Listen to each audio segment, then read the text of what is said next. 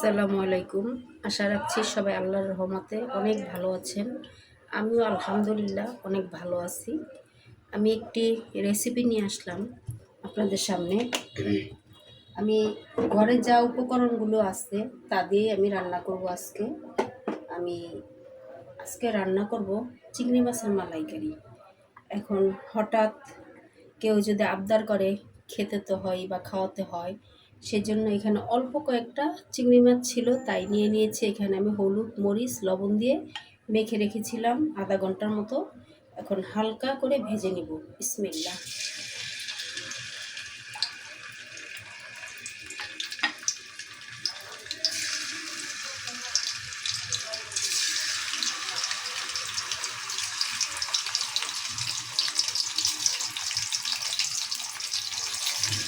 দুই পাশ কয়েক সেকেন্ড করে ভেজে নিব।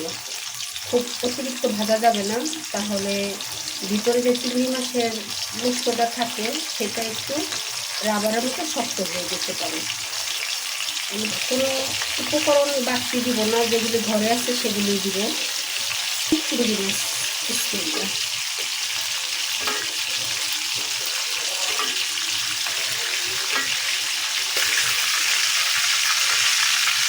দিয়ে দিচ্ছি 2টা তেজপাতা, 1 ইঞ্চি করে 2 ইঞ্চি 2টা দারচিনি আর 4টা এলাচ।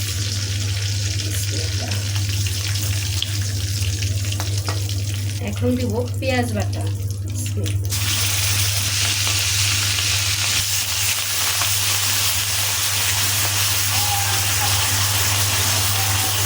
খেতে ইচ্ছে করছে মানে খেতেই হবে, এর কোনো বিকল্প নাই। যা আছে তা দিয়ে খেতে হবে। দিয়ে দিচ্ছি আদা রসুনের পেস্ট অল্প একটু, আর একটু ভেজে নেব।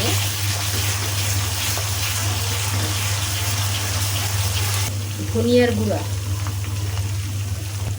হলুদের গুঁড়া, স্বাদ মতো লবণ,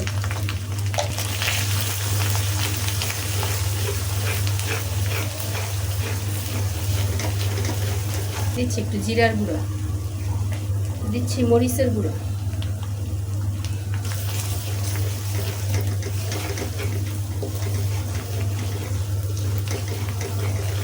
এখানে নারিকেল আর হলো বাদাম একসাথে বেটে পরে ছাঁকনি দিয়ে একটু ছেঁকে নিয়েছি। দিয়ে দিচ্ছি একটু দুধ, সামান্য নারিকেলের দুধটা মশলা কষানোর জন্য। যেহেতু এক্সট্রা কোনো পানি দিব না, তো এটা দিয়েই আস্তে আস্তে রান্না করব। মশলা কষানো হয়ে গেছে, দিয়ে দিচ্ছি চিংড়ি মাছ।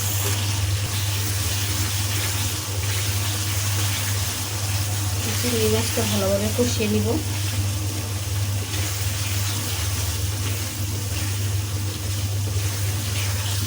নারিকেলের দুধ,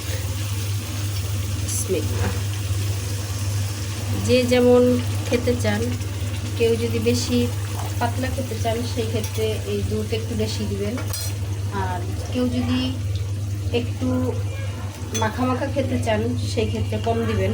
আর দিয়ে দিচ্ছি একটু লিকুইড দুধ।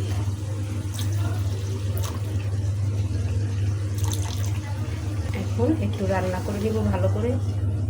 চিংড়ি মাছ একটু বেশি হলে ভালো হতো, এখন নাই, সেই ক্ষেত্রে তো আর কোনো কিছু চলে না কথা।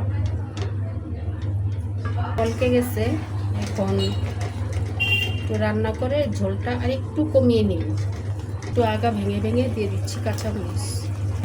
মালাইকারি হয়ে গেছে, এখন দিব অল্প একটু ঘি।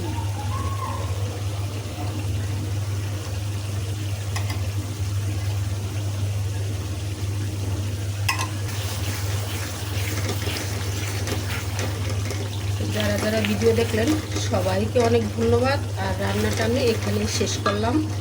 আল্লাহ হাফেজ।